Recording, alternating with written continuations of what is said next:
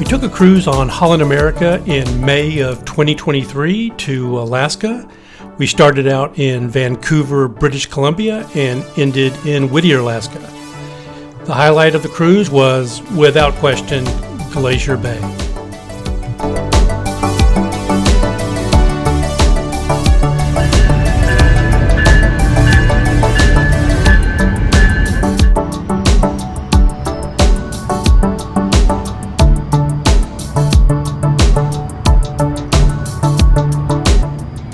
When we entered Glacier Bay, a National Park Service boat came out and met our ship, and a guide was transferred onto our ship while we were still underway. I was able to get this clip from our balcony. We were on deck 5 towards the bow on the starboard side.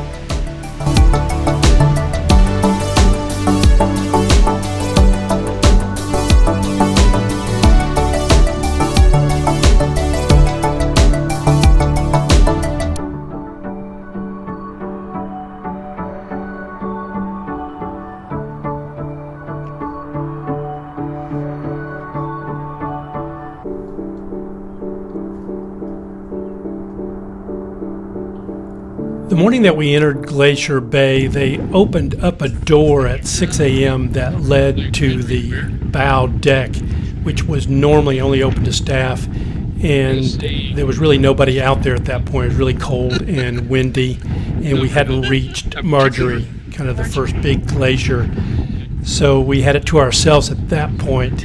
You can see from this video there's very few people there, and that lasted for a little while.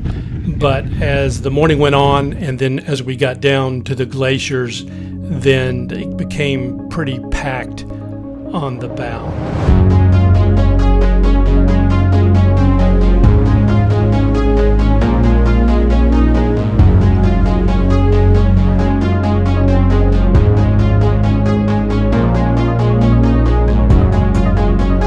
That viewing was pretty convenient for us because that door was on deck 5, and it was pretty close to where our stateroom was, so we could go back and forth. But we would go back to our balcony. I set up a GoPro on a tripod with time-lapse video for these video clips here and got some great shots.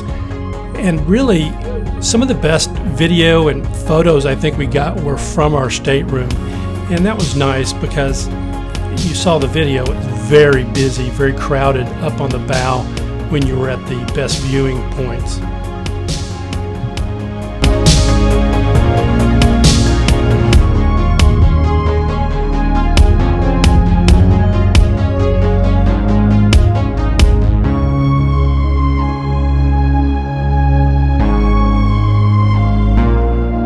We're coming to the end of the Tar Inlet here where Margerie Glacier is, as well as Grand Pacific Glacier. Grand Pacific Glacier has receded, and it's mainly what's visible are layers of rock and gravel. The Margerie Glacier's width is about 1 mile and extends upstream for a length of about 21 miles. It is 10 times taller than our ship, which you don't realize that because you're so far away. But the Margerie Glacier is one of the more epic glaciers, I think. And interesting thing, after we shot a lot of video and photographs, is how different it looks depending on which camera you use. So we used iPhones, and we used a GoPro, and I also used a Canon EOS 50 with a telephoto lens. But each of those cameras kind of gave you a different color than the other, so you definitely get some different looks of the glacier depending on what camera you used.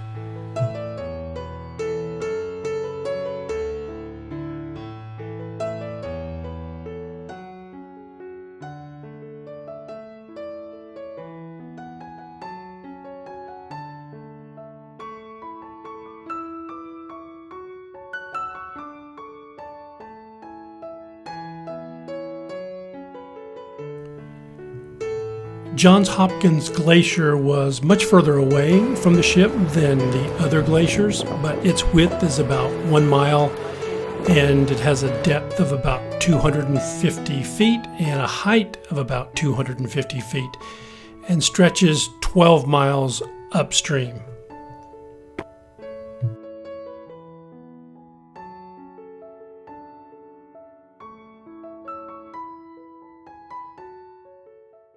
Yeah, look at the reflection on Ridiculous. on the glass. It's pretty crazy.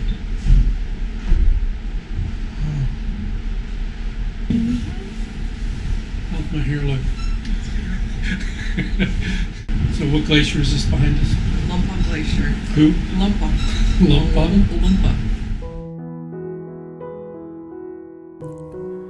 I believe we just butchered the pronunciation, but I think it's Lamplugh.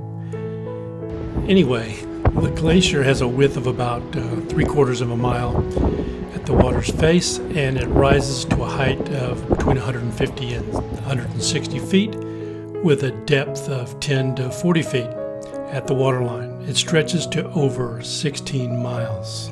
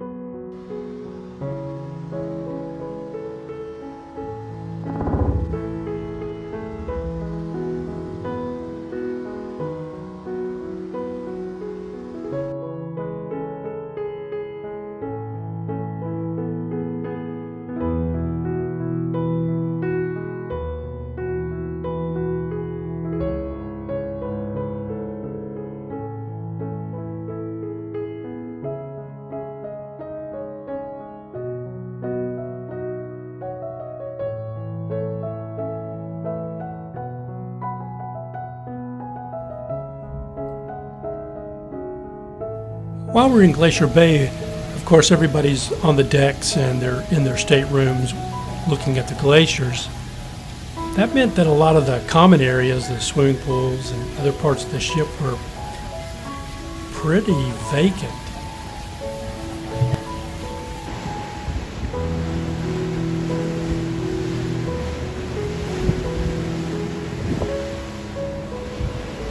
Let me share a little bit of history on Glacier Bay. It was first proclaimed a U.S. National Monument on February 25th of 1925. Up until the early 1700s, the area was a large single glacier of solid ice. It's since retreated and evolved into the largest protected water area park in the world.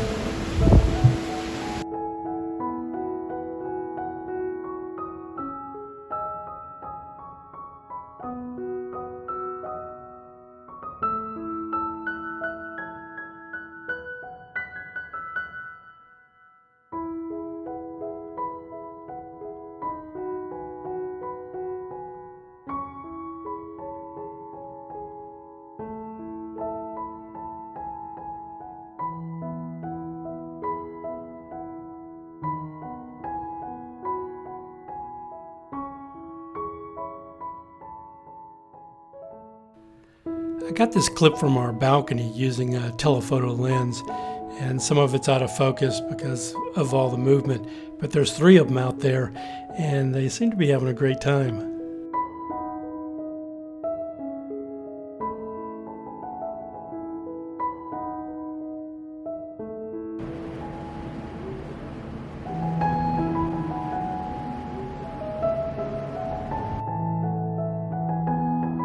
The Reid Glacier is about 3/4 of a mile wide at the water's edge and rises to a height of about 150 feet and stretches to a length of about 10 miles.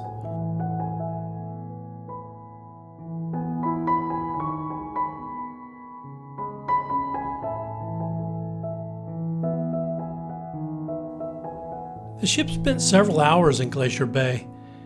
And when I look back now, it was a pretty crazy day. I mean, we started early in the morning at 6 o'clock on the deck of the bow. And we're early risers, so that wasn't a big deal. But it was pretty cold, windy, a little rainy. And we were going back and forth from the deck to our stateroom on the balcony to get video and photos. It was just kind of a whirlwind when I look back at it now. It was a kind of exciting day. You knew that you were at a very special place, that maybe you wouldn't never be back, and that these glaciers are receding, and they're probably not going to be here that much longer. So you knew it was something special and you wanted to get the most of it. I'll say that, it was nice to go out on the deck, on the bow, but being in your stateroom on the balcony where you have unobstructed views for photography and videography was really ideal for me. And being able to set up a tripod with my GoPro, and then I tried to use my Canon so I could get some long shots with a telephoto lens on the glaciers. So it was kind of ideal for what I was trying to do and trying to capture as much of it as I could. But it was a special day, a crazy day with a lot going on, but we really enjoyed it. We really enjoyed the cruise itself, but definitely we enjoyed Glacier Bay.